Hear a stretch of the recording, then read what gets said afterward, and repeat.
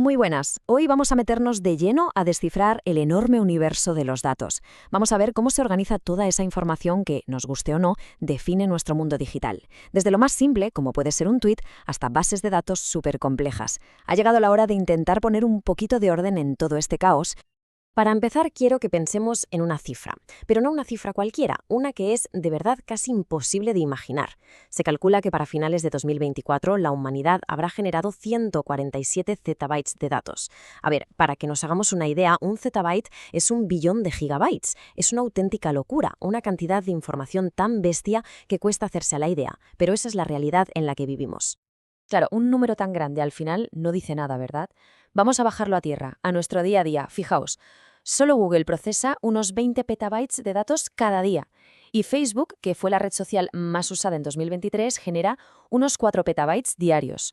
Son literalmente montañas y montañas de información que se crean a cada segundo que pasa.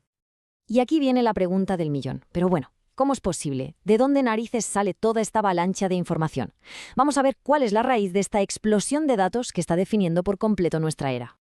Pues la respuesta en realidad es bastante sencilla. La fuente somos nosotros. Más de 5.300 millones de personas conectadas a Internet.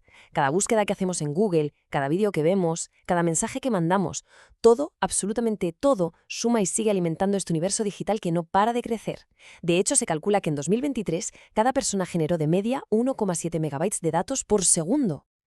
Vale, de acuerdo. Tenemos una cantidad demencial de información. ¿Y ahora qué? ¿Por dónde empezamos a organizar todo esto? Bueno, pues el primerísimo paso es entender de qué están hechos los datos, cuáles son sus características principales, o sea, sus atributos. Para simplificarlo mucho, podemos pensar que los datos se dividen en dos grandes grupos, como dos familias. Por un lado, tenemos los datos cualitativos, que son los que describen cualidades, características, por ejemplo, el color de ojos. Y por el otro lado están los datos cuantitativos, que son los que miden cantidades, valores numéricos, por ejemplo, la estatura. Si nos metemos un poco más en los datos cualitativos, el tipo más básico de todos es el nominal. La palabra ya nos da una pista. Nominal viene de nombre.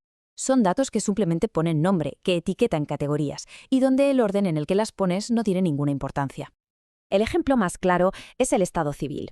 Da exactamente igual decir soltero, casado, viudo que casado, viudo, soltero, ¿verdad? El orden no cambia para nada el significado.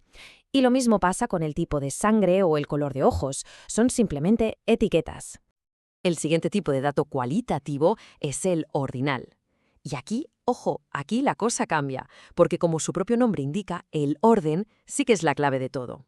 Son categorías que siguen una jerarquía, una secuencia con sentido. Un ejemplo que todo el mundo entiende al momento, las notas del colegio.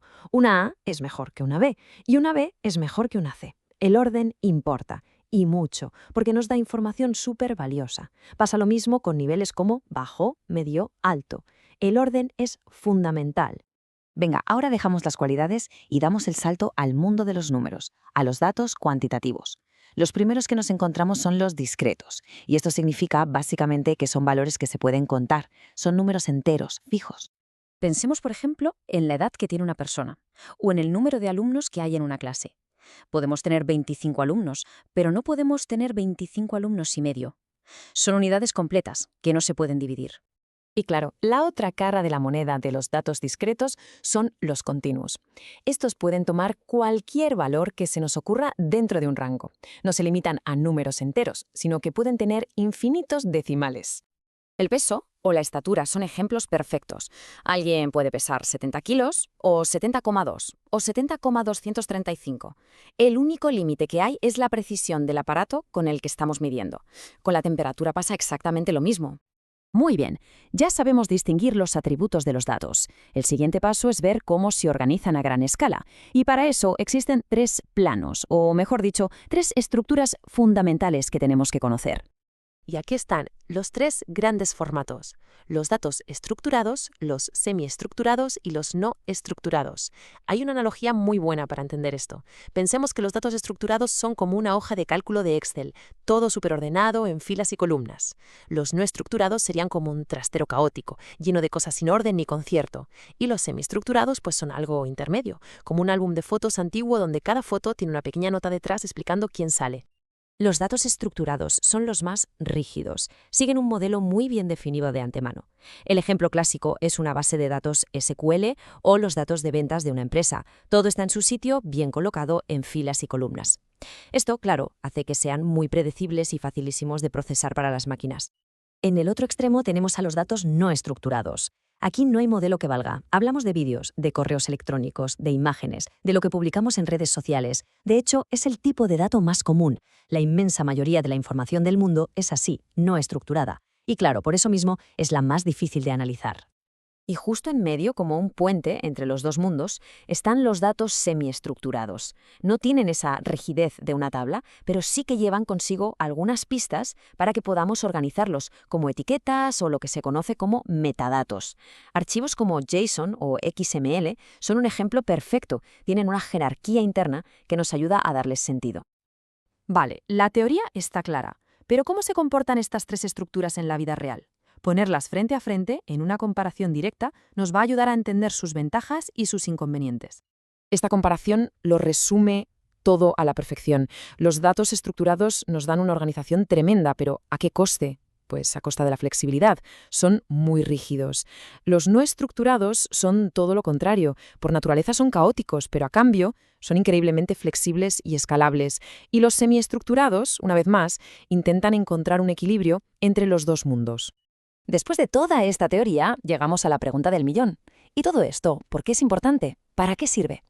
Pues es fundamental, porque entender estas estructuras es el primer paso para poder transformar ese caos de datos en conocimiento de verdad, en algo útil y práctico. Mirad, gracias a que hemos aprendido a analizar datos no estructurados como conversaciones en redes sociales o correos, las empresas pueden hacer cosas asombrosas. Desde personalizar la publicidad que vemos para que nos resulte útil, hasta analizar la opinión pública sobre un producto o procesar miles de documentos legales en cuestión de minutos. Y con esto llegamos al final, con una reflexión. La inmensa mayoría de la información que generamos cada día es un mar de datos sin estructura, un caos. El gran reto de nuestro tiempo, y a la vez la gran oportunidad, es precisamente ese: encontrar las herramientas y la inteligencia para navegar ese caos y convertirlo en conocimiento que de verdad nos impulse hacia el futuro.